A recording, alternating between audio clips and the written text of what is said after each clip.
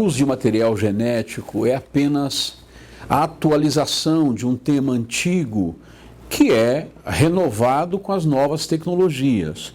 Mas esse debate ele é muito antigo. Por exemplo, quando as impressões digitais surgiram, e elas surgiram no começo do século XX, e foram institucionalizadas como instrumento de identificação pessoal, também se fez esse debate. E o Brasil, como sempre, costuma ser mais realista do que o rei, porque o Brasil chegou a proibir, por decisões judiciárias, a chamada identificação criminal pelas impressões digitais.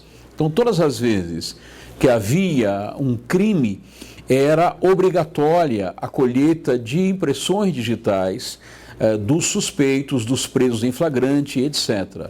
Inclusive havia uma expressão muito popular chamada tocar o piano, que era ceder as impressões digitais para o arquivo datiloscópico da polícia, tanto das polícias estaduais, que por sua vez alimentavam o arquivo nacional do Instituto Nacional de Identificação. Você tem que evitar mistura de material biológico, seja na cena do crime, seja coletando do indivíduo. Aquele problema que nós tivemos naquele crime do O.J. Simpson, famoso, nos Estados Unidos, basicamente o que foi questionado ali foi a forma de coleta, de trânsito de pessoas por próximo da amostra. Então a amostra ela tem que ter o que a gente chama de uma cadeia de custódia segura. A partir do momento que você coleta com segurança, com asepsia, sem evitar isso, e guarda a amostra e faz todo um seguimento correto, protocolar, dessa amostra, que chama cadeia de custódia, a gente está preservado. É possível existir erro nesse tipo aí? Sim, como qualquer da atividade humana é possível. Mas é fundamental para quem quer estabelecer uma estrutura para que com esse tipo de análise que se monte uma central de vestígio com segurança. Pode ser o sangue, como eu já mencionei, pode ser o suave, que é um tipo de um algodãozinho que você passa na cavidade oral para obter o material, né? Mas você pode pegar a saliva, enfim, de todas aquelas fontes que eu já mencionei anteriormente. Seria método que não cause dor à pessoa, então seria o ideal o trabalhar com material suave oral.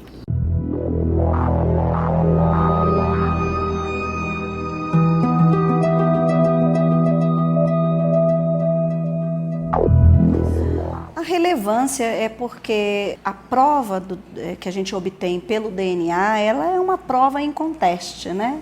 Assim como a nossa identificação, né, digital, o DNA também é único. Então, com isso, a polícia tem avançado muito e a Polícia Civil do Distrito Federal, ela sempre buscou trabalhar com a inteligência e com provas técnicas, não é verdade? Porque nem sempre a pessoa a quem se atribui um crime, ela quer colaborar e chega a ser até um direito dela não produzir provas contra si mesma. A Lei 12.654 de 2012, que alterou a Lei de Identificação Criminal e colocou na Lei de Execução Penal o artigo 9º-A, ela entende que aqueles criminosos condenados por crimes graves deve ser colhido o exame de DNA. Mas só que esse exame de DNA ele é para traçar um perfil genético. E esse perfil genético ele não vai servir para o crime que está sendo investigado. Logo, se vai montar um banco de dados, esse banco de dados é pró-futuro. Se ele é pró-futuro, ele viola o artigo 5º, inciso 63 da CF, que é o direito de ninguém, não é dado a ninguém produzir prova contra si mesmo. É o que nós chamamos do nemo tenetur si detegere. Ninguém é obrigado a produzir prova contra si. Ora, se eu tenho direito ao silêncio, uma garantia constitucional, e vem uma lei infraconstitucional e diz que tem que colher exame de DNA para verificar o perfil genético, me parece que isso é totalmente inconstitucional, que viola a Constituição.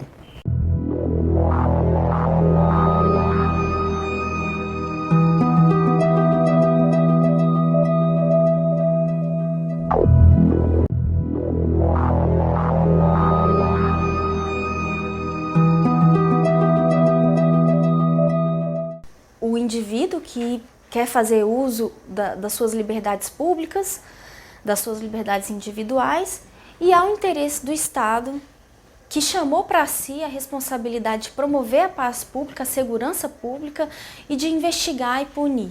É uma atividade própria do Estado. Como conformar isso? Há uma tensão e cada caso é sempre verificado pelo juiz, que é o grande fiscal das liberdades públicas. Toda limitação de direito individual no nosso país só pode ser autorizada por um juiz de direito, porque ele tem prerrogativas que o colocam numa posição favorável para que ele tenha tranquilidade para decidir e sem qualquer tipo de represália por quem quer que seja ou esteja hierarquicamente superior a ele. E cabe ao juiz, ao judiciário, fiscalizar o atendimento. E é inadmissível que crimes de maior gravidade, crimes com grande repercussão, a exemplo dos crimes equiparados e hediondos, que o Estado não tenha em seus bancos de dados perfis que possam auxiliar em futuras investigações para que a sociedade esteja a salvo de crimes dessa natureza. Não podemos produzir prova contra nós mesmos, no sentido de que podemos, embora renunciar a tal garantia, mas havendo recusa expressa do sentenciado, tenho que, por mim, nesse particular, a lei sim acaba sendo inconstitucional, já que está obrigando a essa extração do DNA. Eu entendo, com todo respeito aos que pensam em contrário, que o bem maior, que é uma sociedade com segurança jurídica, com segurança social, com segurança urbana, é que deve ser pretendido e deve ser almejado por todos nós. E o processo democrático de convivência tem por consequência a restrição de alguns direitos muito elementares nossos. Portanto, não me parece que seja inconstitucional utilizar as impressões de DNA tanto para a investigação de crimes quanto de criminosos.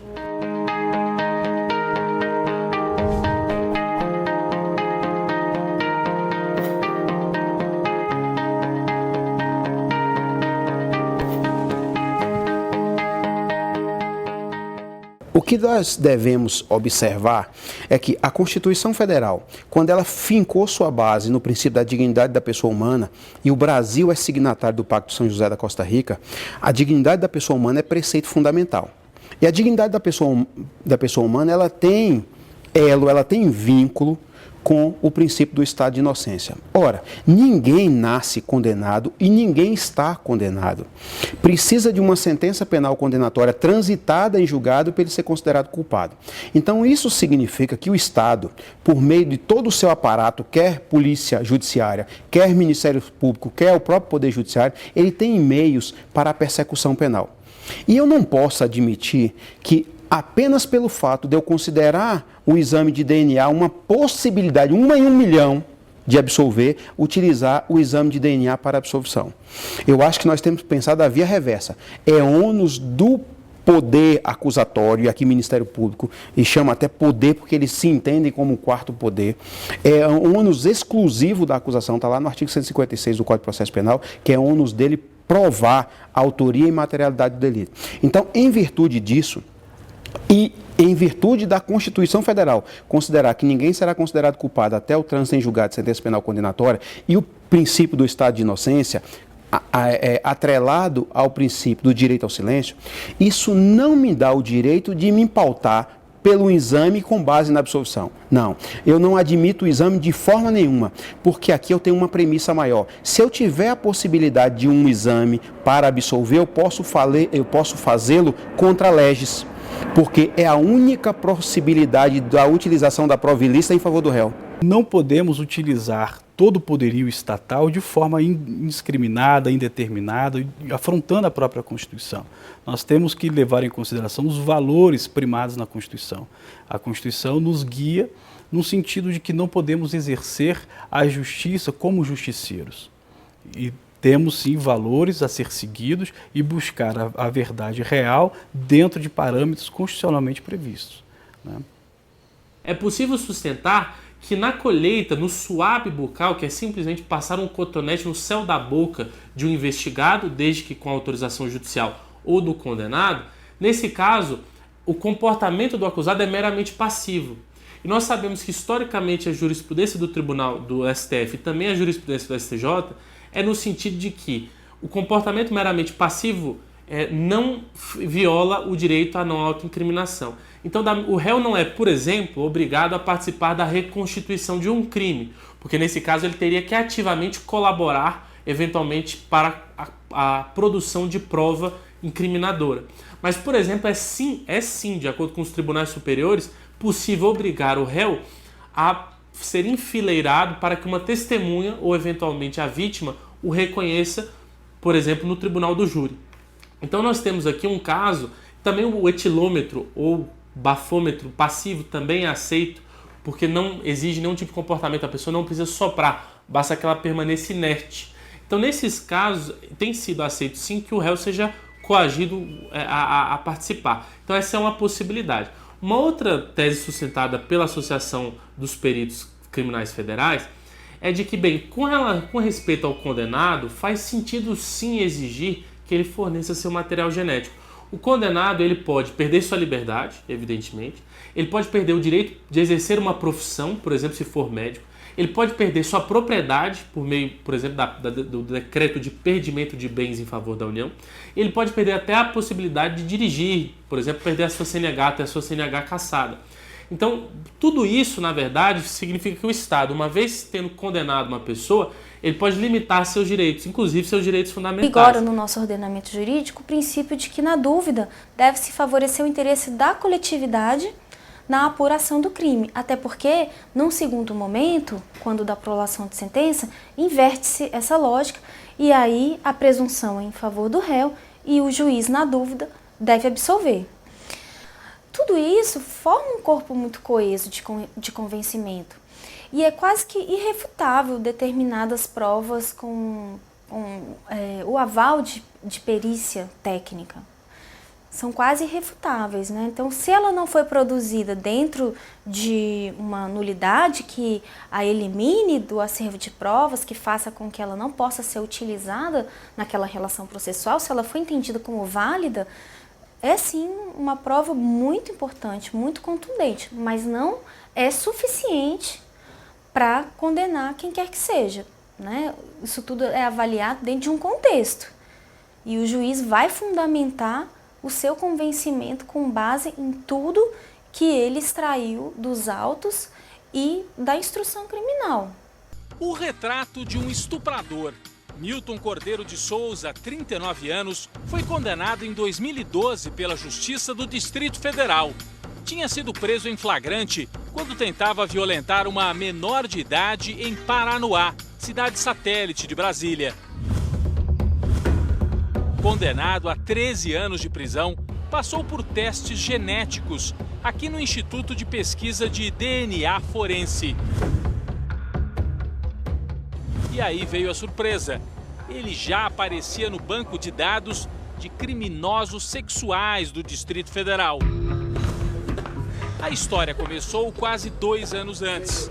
Em 2010, essa empregada doméstica ia para o trabalho quando foi atacada por um homem que dirigia um carro prateado, em Paranoá.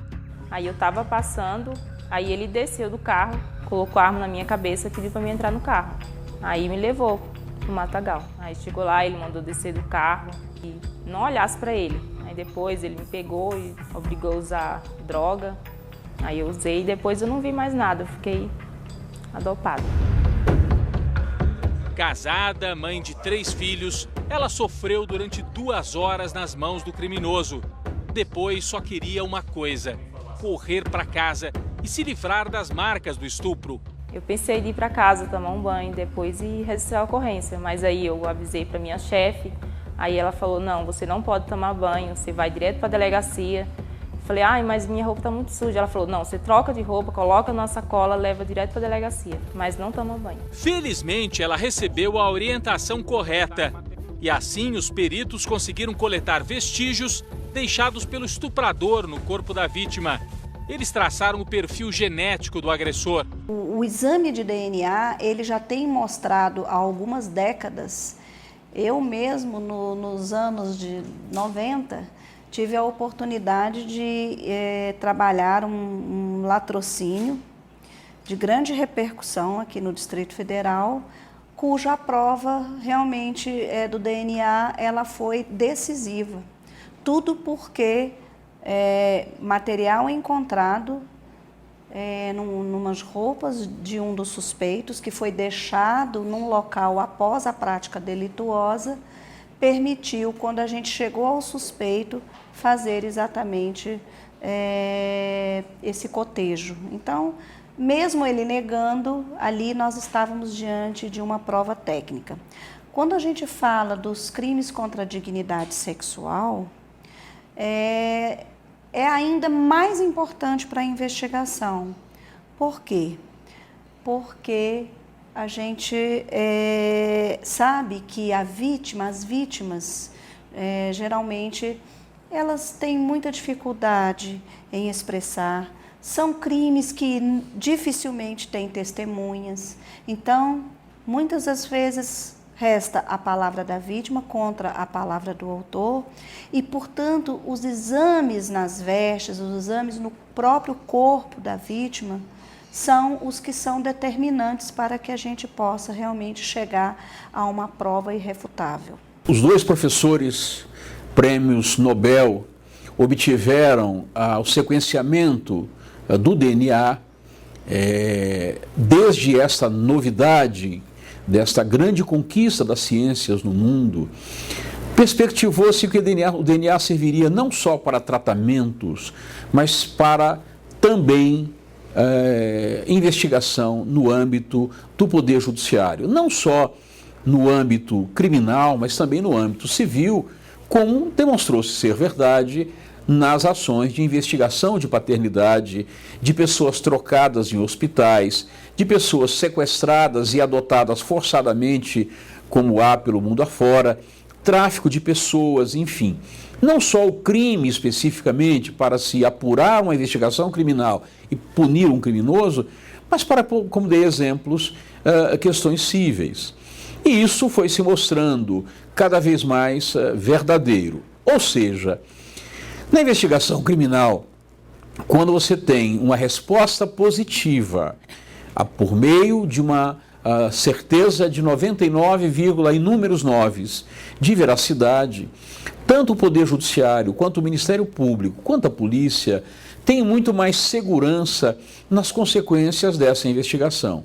Portanto, nem toda investigação permite o uso de DNA. Evidente que não. As grandes fraudes financeiras, os criminosos deixam as impressões de outras maneiras, de outras formas. E haverá situações em que uma impressão digital pode efetivamente definir um crime e, entretanto, não permitir que nela se colha uma amostra de uma molécula de DNA da gordura contida nas impressões digitais nos dedos nossos de uma forma mais genérica. Entretanto, o DNA, naquilo que ele puder ser utilizado, ele deve ser utilizado, porque dá ao Poder Judiciário, ao Ministério Público e a todo o conjunto de forças que se destinam à investigação criminal e à punição dos criminosos, aquela tão sonhada verdade absoluta. Porque nós, no Poder Judiciário, temos a perspectiva de encontrarmos a verdade. Se nós pegarmos o gasto brasileiro com segurança pública, o gasto brasileiro na tentativa de salvar vidas, a quantidade de vidas maravilhosas que o Brasil perde todos os anos, de gente que já estava nas frentes de trabalho, de gente que estava caminhando para a produção, de profissionais brilhantes que trabalhavam a serviço da causa brasileira, de jovens e crianças que caminhavam para um futuro muito promissor e que tem tudo isso perdido por uma bala, por uma facada, por uma outra forma criminosa, e nós convivemos com isso naturalmente, ou seja, o Brasil não se toca que nós matamos mais por dia do que as guerras que nós tivemos nos últimos anos, Síria, Iraque, ou seja, nós matamos por ano, por dia, comparando dia a dia com as guerras, porque no final do ano o Brasil mata por volta de 50 mil brasileiros assassinados, e nós estamos achando que o nosso problema é a guerra da Síria, a guerra do Oriente Médio de uma forma geral, as guerras, nós estamos muito preocupados com o coreano da Coreia do Norte, com o presidente coreano que ameaça explodir o mundo. Entretanto, no Brasil nós temos uma Coreia por dia, em termos de resultados, eu falo da Coreia do Norte, nós temos resultados tão catastróficos quanto ele promete fazer, E nós estamos muito tranquilos com isso, ou seja, o Brasil efetivamente não tem colocado preocupações que deveria colocar para o combate à violência de uma forma inteligente. E uma das formas inteligentes é não dar trela aos criminosos e a esse discurso muito ideologizado que só beneficia o crime e não beneficia os inocentes.